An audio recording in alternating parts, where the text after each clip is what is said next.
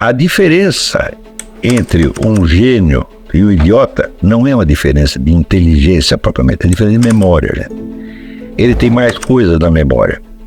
E a memória está mais organizada, quer dizer que ele transita mais facilmente entre as analogias. Quer dizer, ele sabe perceber semelhanças e diferenças.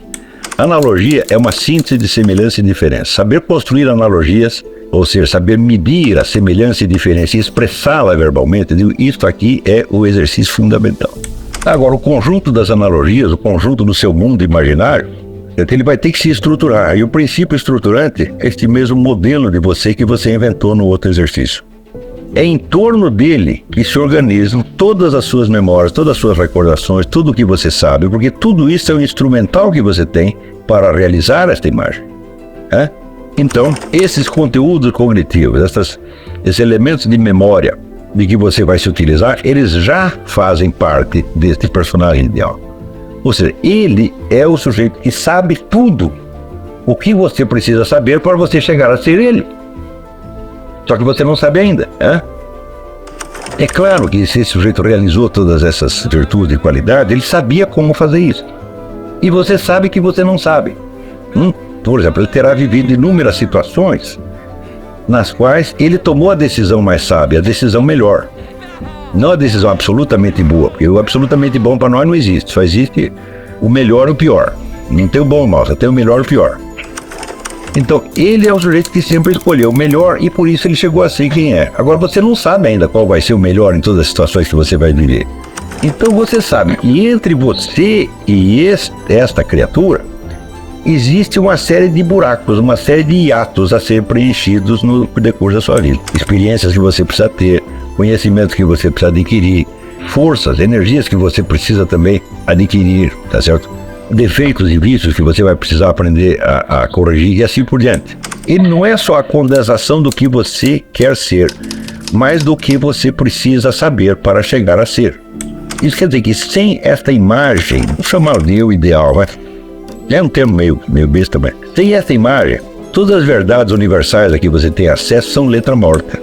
São Paulo após dizer, a fé sem obras é morta.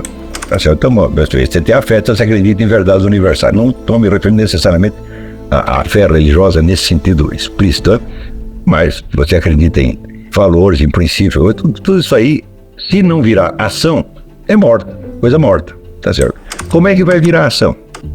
Você vai precisar passar do universal para o particular, e aí mesmo é que você quebra a cabeça, tá certo?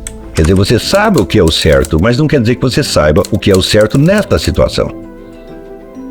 Essa passagem em si já é complicada, mas ela pode, vamos dizer, sofrer complicações suplementares por causa das inúmeras ambiguidades da vida humana. Por exemplo, você tem um casal de amigos e eles estão lá brigando. E você mais ou menos acha que sabe o que eles poderiam fazer para melhorar a situação. Você deve interferir, você deve ficar fora. O que você deve fazer? Você nunca sabe. É através desta montagem imaginária que você pode chegar a uma aproximação entre o que é certo abstrato e genericamente e o que é certo naquela situação. Mesmo assim, não é fácil. E se quanto mais elementos de comparação você tiver, mais facilmente você vai se aproximar daquela situação concreta, trazendo a universalidade junto. Tá entendendo? Então é por isso que a função básica é memória e imaginação. Memória e imaginação, segundo Aristóteles, são a mesma função. Quer dizer, as duas são a forma da fantasia. Ele chamava de fantasia e não imaginação. Imaginação é um termo moderno. Existe, segundo ele, a fantasia criativa e a fantasia memorativa. Quer dizer, a fantasia que tenta repetir os mesmos elementos na ordem que eles se apresentaram ou que tenta montá-los numa outra ordem. Mas é a mesma função, é a fantasia, né?